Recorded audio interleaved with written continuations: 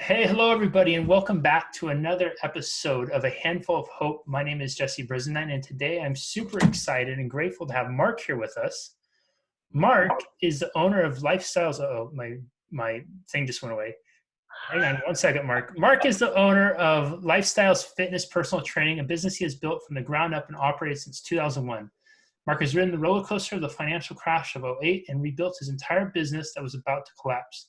Despite his extensive consulting, marketing, and sales background, Mark has learned that the best strategy for customer expansion and client retention is to fall in love with the people you serve. I love that. After working for a year in the Train the Trainer Live program with Jack Canfield, author of Success Principles and co-author of Chicken Soup for the Soul, Mark is currently working on a book soon to be released in the fall. Plus, he is a professional speaker and success coach too. Welcome, Mark. Thank you so much for being here, man. Hey man, I'm always glad to be with you on any type of platform. So thank you for inviting me. Yeah, Mark, this is such an important thing, and I love that you updated your bio to include that. The concept of falling in love, and I want anybody here who's listening, who's a business owner, whether it's a small business or large business, a solopreneur, somebody who is employed or wants to be employed by a business. What Mark's going to talk about here, and if you do anything where you are serving someone else, what Mark is going to talk about here today is so important. So I encourage you to listen carefully. And it's about falling in love with your customers, your clients. And I think Mark is so perfect to speak on this because he's lived this. And maybe Mark, why don't you give just a little bit of context first of what led you to this, what your experience has been like with this falling in love with your clients, like how your business was doing really well and then it kind of went down, and then the contrast of when you really started to focus on that, how it went back up again. Oh no, it's a beautiful question, because when I started this business 19 years ago, I was so excited to do something, leaving my corporate job to go train people and serve people. I was absolutely so excited to have any type of client. And for many years, I would do anything you could think of. And when I talk about that is, if somebody said, there's all these protein bars, I don't know which one to get, I would go out and buy like the 3 best ones, give it to them, and then explain why each one of these are good, and then give them examples of what's not so good. So understanding the difference between good ones and bad ones. If somebody had a problem, like somebody asked me a question one time about, God, there's all these different oils. I don't know what oils to use for cooking or whatever, so I went and created a list, because all oils have a smoking point where they actually lose their benefit. And I said, these are the best oils to cook with, but here's the type, like olive oil is an example. Like there's a lot of olive oils that you can use to saute. And then there's certain olive oils that you just dip with them. You don't cook with them at all, And so some of the more refined ones are good for cooking, but not too high of a heat. If you want to do a higher heat, I'd say use grass-fed. But so it was all those things that when clients asked me questions or made a comment, I really wanted to do as much as I could in so many ways.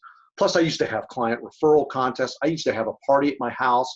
I used to do all these things all the time to really show my clients how much I appreciate them, but more importantly, how much I love them, because I wouldn't have the life that I would have had. Now, fast forward, as you know, we went through a crash, and all that back in 2008. And I went from basically 5 trainers and 1 admin to me. And, I was able to rebuild it. I changed the business model, and I learned a lot, because when things go bad, we all can feel a victim for a moment. And I was very mad at 2008, because I had such a great year that came collapsing. But what I learned in that moment, Jesse, is this is when school's in. School's in, and it's time to learn and figure this out if you're going to become a better entrepreneur. And so I did. And then I surrounded myself with other mentors. I went to a couple fitness marketing seminars, and I met some great people. And so now, bring me into the present here with you. And I felt like I was staying a little disconnected from my business. And it wasn't until I went to your seminar, Unlock My Greatness, and it just fucking hit me like a bolt of lightning. Like, dude, you are not in love with your clients like you used to be. It's like they become a roommate or like a nice one. And I could see and feel the difference when I was at your seminar. And I said, you're just not doing what you used to do for people. You're not going out of your way. I'm still running the business, but I'm not running it with love. I mean, Wow. all day long, we could talk about metrics, marketing, sales, writing copy, which is stuff that I can do. But if Yeah. you're not in love with your clients and you're staying connected with them, and that means seeing them in person, sending them a text, sending them an email, giving a phone call. And I wasn't really doing that as much. It became more of a mechanical business motion, if I was to Yeah. describe it. And then when I was at your place, it's like, boom, like, it's like I was like a horse with blinders, and somebody just pulled them off and said, dude, you are not looking at the big picture. You are not giving the clients the love you used to give them.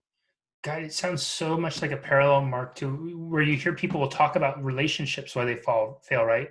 They'll say, well, we just fell out of love because we just stopped doing those little things together, those little things that we used to do in the beginning. And, right now, so many people are getting that gut punch of really looking at and saying, can I keep the doors open? What am I going to do? How am I going to do it?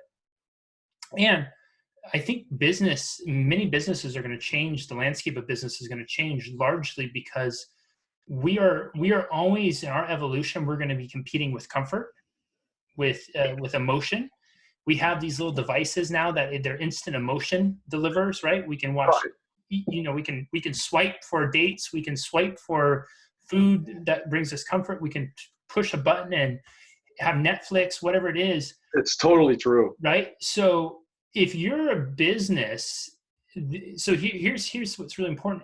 We have to provide some sort of emotional experience, right, for people. Usually that's going to be the difference. And even in Mark's story that he told, right, he starts out talking about how he's buying the protein bars and he's going through and telling about all the oils. And then as his business grows, there's no more buying the protein bars. There's no more doing those little things, just like in a relationship. You start to get comfortable in a relationship. You think, well, they got to love me because we're in a relationship, we're married, whatever. You stop buying flowers. Or I'm profitable. Yeah, exactly. And so you have this epiphany of like, you're not loving your clients anymore. You go back, you start doing that, your business takes off. What does that look like for someone? So someone who's hearing us and they're saying, okay, that kind of makes sense. Maybe they're listening to this and they're saying, that I get that. Like I've gotten so comfortable for so long. It's been a great economy. So it's been easy to kind of lay back because I'm the only game in town or whatever it is. But all of a sudden that's happening. If somebody is listening to this, they're saying, okay, Mark, I get that. I'm with you.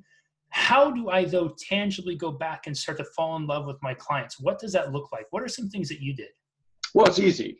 I mean, because you have to stop and look at what you did when you were growing the business, and you were so invested emotionally in calling clients back in 5 minutes, texting them right away. Now you're kind of like, oh, it's all day. I'll call them after lunch or whatever. And you don't do it intentionally, but you get lax. Yeah. We all get lax, and you kind of start to let some of that fade away, whether it's responding very quickly, whether it's giving them something that would be of value to them, but because they're paying you already, you forget all those little nuances of love that you used to extend to your people all the time. And you're making money and you've got a big crowd, and then if you grow, it is harder. I will say it is harder to stay more emotionally connected to people. You have to hire other people and then make sure that they're doing the same thing. But in the end, it always comes back to you. You're the king. Wow.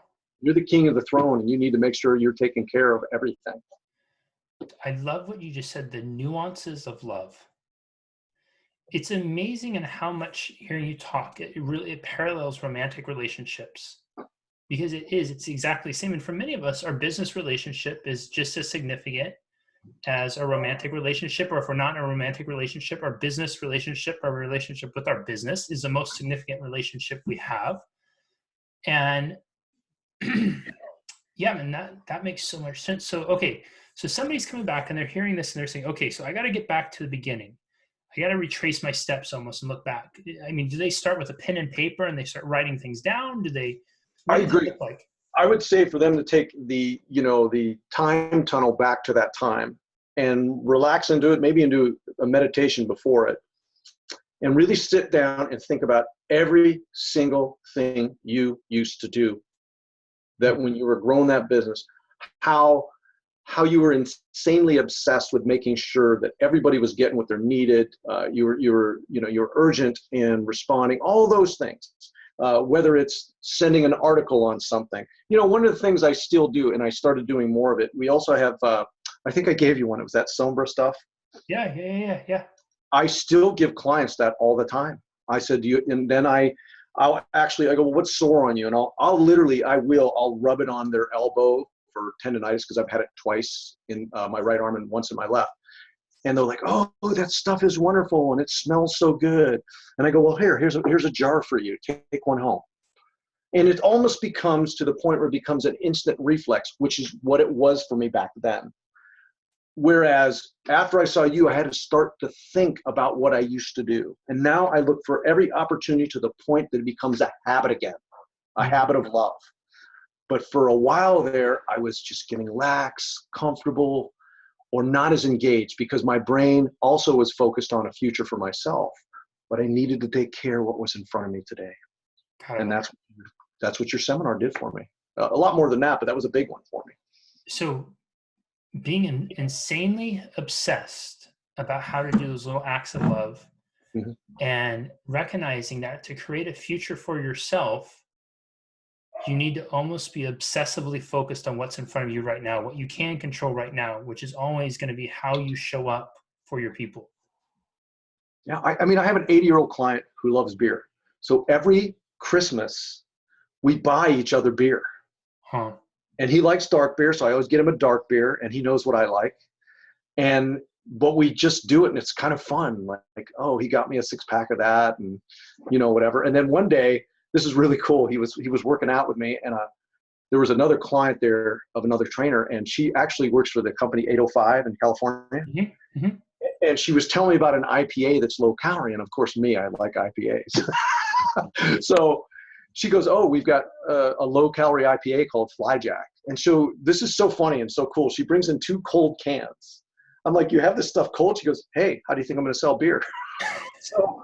So Pat's there, and I said, Pat got done with a session. I go, Pat, why don't you have a beer with me? And he sat down and he tried the beer out, and we're sitting in my office and talking about it.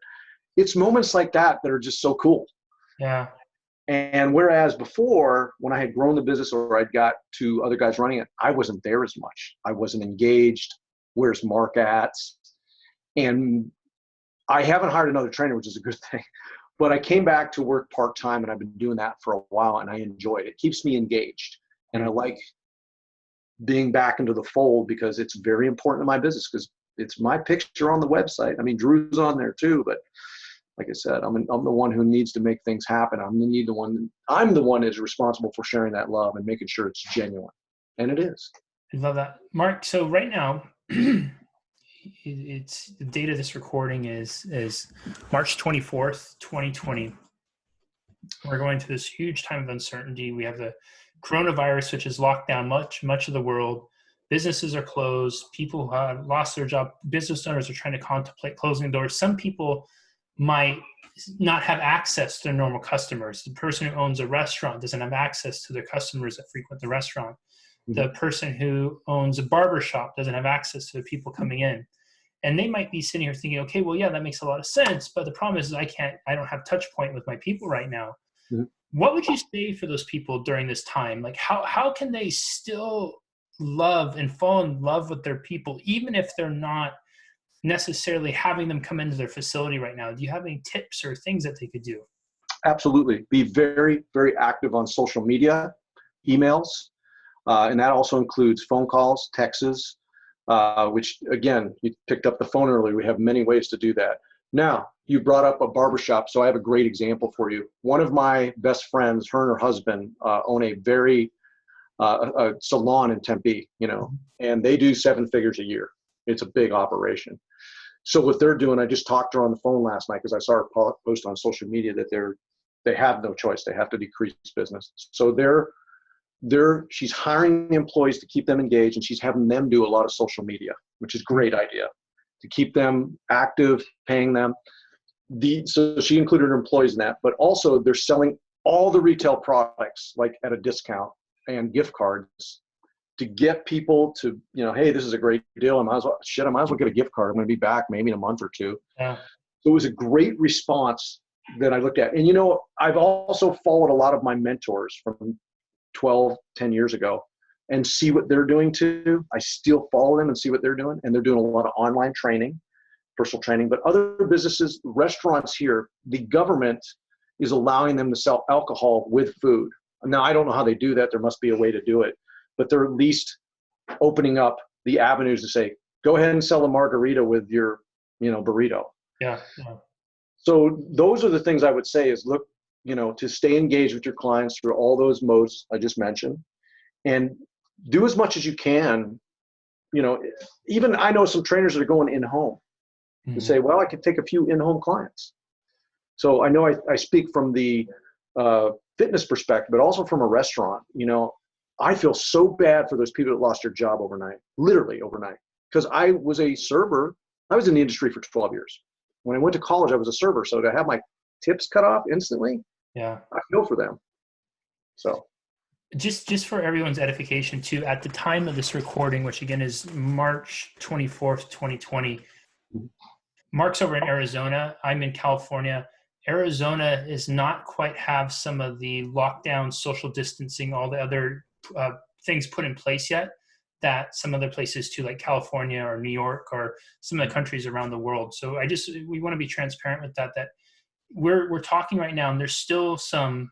Arizona doesn't have quite the same, as I'm understanding, correct, Mark? They still have not the same restrictions yet with certain things, but it's getting more. No, you're correct. But I think the positive is most people are using good common sense, myself included. Like if I go to the grocery store, I get what I need and I get out. I usually go to self-serve. It's easier, I'm a hand washing freak. So I think people are doing a good job. And like you guys, all the restaurants, all the places are closed for the most part.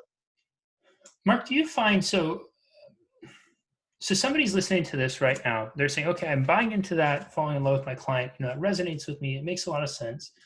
There's totally little things I can do, but then the objection comes up of, I'm so busy right now, I already have so many demands on my time that's just going to take so much more time, there's no way I can do it. Do you find that operating your business from that directive of falling in love with your clients, making that kind of mission point number one, does it take more or less time to operate your business under that umbrella, if you will? Well, depending where your business is at. Right now, mine is easy. I'm not locked down into anything. I've got flexibility. We've got about 50% clients coming in, and we're looking to get other ones to come in on possibly do online and start offering that, which would make us a little busier, which is good. But if they're listening to this now, there could be an employee or somebody that could do social media so they can delegate a little bit. I'm a time master maniac.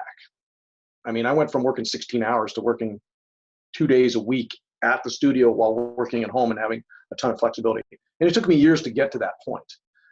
So they have to decide where their business is at right now. What's the most important thing that they could do right now? Yes, it is time consuming to engage with your clients, but if you don't, somebody else will. So you got to start thinking about that.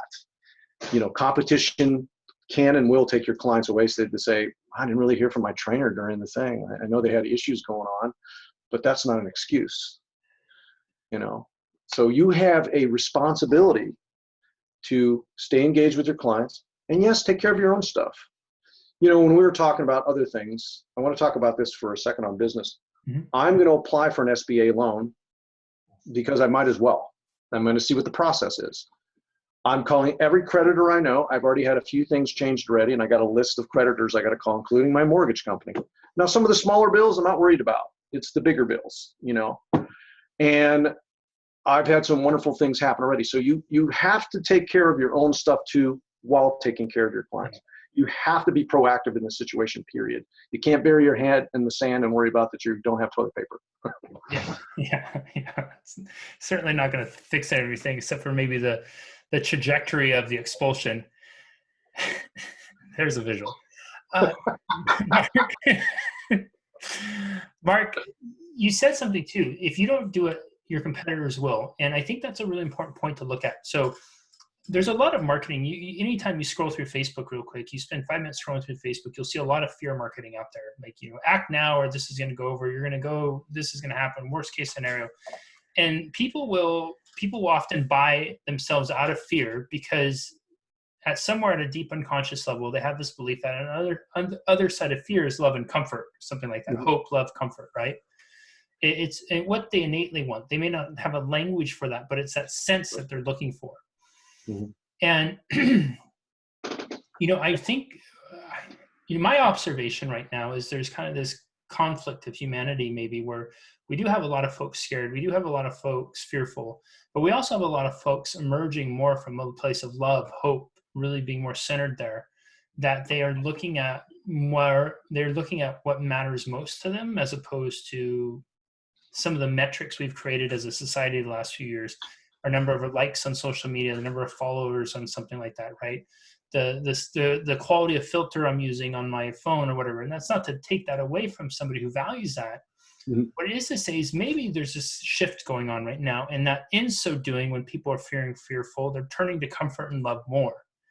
The point of saying that is to bring to Mark's point of, if you don't do it, your competitors will. I'm wondering, because you have a pretty extensive marketing background too, what is a marketing campaign? And I know this is kind of a big question, so you can, and we're running a little short on time here, but if somebody were to come up with a marketing strategy, right, to market to their people, to connect with their people from a place of love, what would that, where would they begin with that? Is it really going back to the beginning and building out there? Is it making a funnel for Facebook? Is it I actually think it's a simple response, is start asking questions about, how can I serve you right now?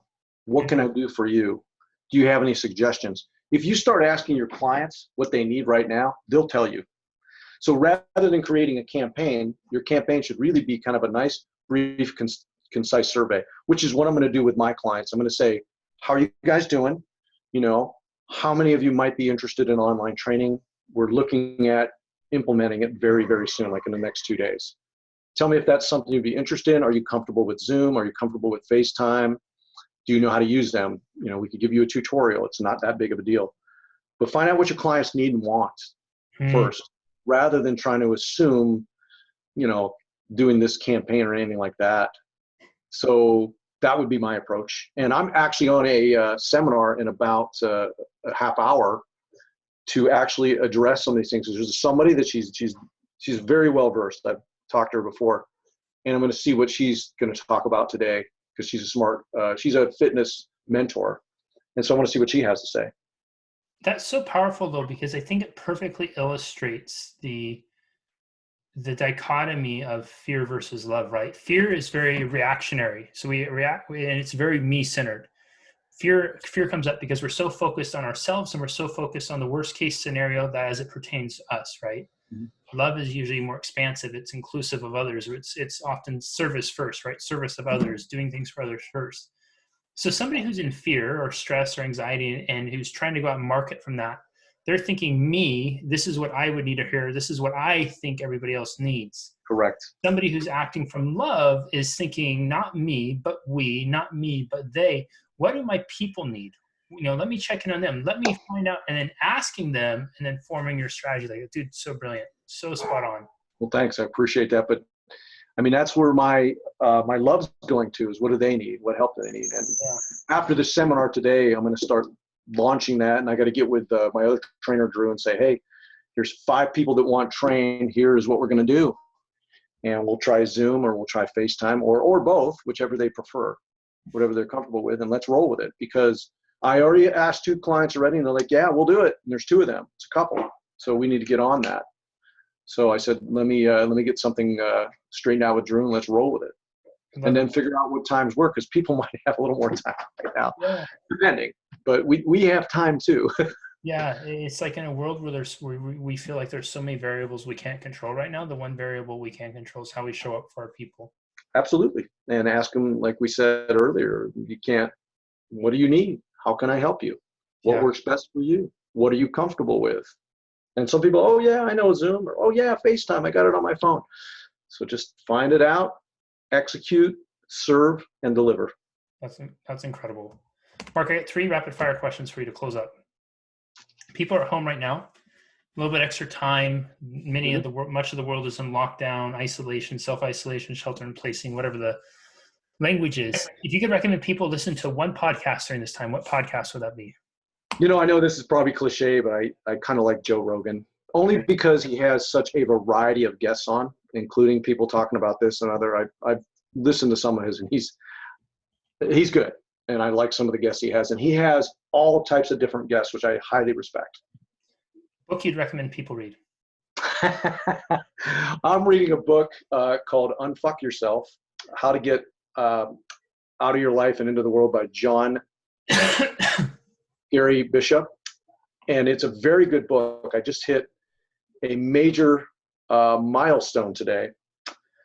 And this is something that I'm sitting there going, oh, I've had this problem forever. He talks about you having expectations of situations and expectations of other people. And you set yourself up for disappointment. And I know this, but I'm reading it going, and at the same time, I'm like, well, what about plans or goals? And then he addresses that. But what he kind of says is, it's good to have plans and goals. But the one thing I've always learned, and I still struggle with it, is why don't people think like me? Why don't they clean stuff? Why don't they care like I do? Because they're not going to. Now, if you could find somebody that's like you, then God bless you, hang on to them and take great care of them as an employee or as whatever asset they are. But that's been my experience. You know what I mean? So. That was good, dude. And I appreciated the lengthier explanation while I was choking there. And movie or documentary you'd recommend people watch? Oh God, I just started watching The Tiger King on Netflix. I've been hearing that from a lot of people lately. Oh, it's hard to turn off because you just don't know what's going to happen next. And there's an assortment of characters that have these, I don't want to tell you too much, different backgrounds, and you're just like, and then of course there's tigers in it too.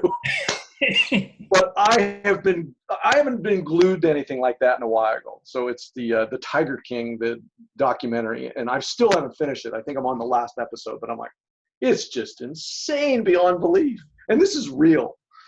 And it was just highly entertaining in the real humanly fashion, I guess. It was like, wow, how do these people get to this space? I mean, even if you think about that somebody's doing that for a living, raising tigers, and because most of us are fearful of them, but then you see how they use these tigers with people, and there's an animal activist in it too, and so there's a lot of tension, and I highly recommend that. The Tiger King. Mark, dude, thank you so much for being here. Everybody, I encourage you again, if you're in a small business, big business, solopreneur, if you do anything, if you're an employee and you do anything where you're interacting with people, where people are your customers or your clients, this is such an invaluable thing to listen to right now. Love doesn't cost anything. All it takes is a little bit of time. And I love what he said about becoming insanely obsessed over falling in love with your clients. I'm going to remember that today. Not to the point of being a stalker, though. Yeah. Not to the point of being a stalker, but insanely obsessed by showing your clients love and appreciation, love and gratitude for their service. And, a lot of people right now, business owners, are trying to figure out how they're going to pivot, how they're going to evolve. No matter where you pivot, no matter where you evolve, always make sure that foundation is in love. Mm-hmm. And you might just see the magic return and expand in a much bigger way, much faster than you would have thought otherwise. So Mark, thank you so much for being here, man, sharing your gifts with us, sharing your wisdom, sharing your experience. I'm so grateful and appreciative of you. And this was incredible, man. Thank you. And I just got one thing to say. Yeah. If you could get your hand on the two dials and turn up the faith meter and turn down the fear meter, you'll be way better off. And I do that every day in every way. And I feel fine right now. So. Love that. Thanks, Mark, man. And then we'll see you next time, everyone. Thank you so much for watching. We'll see you. Take care. Bye-bye. Thanks, brother.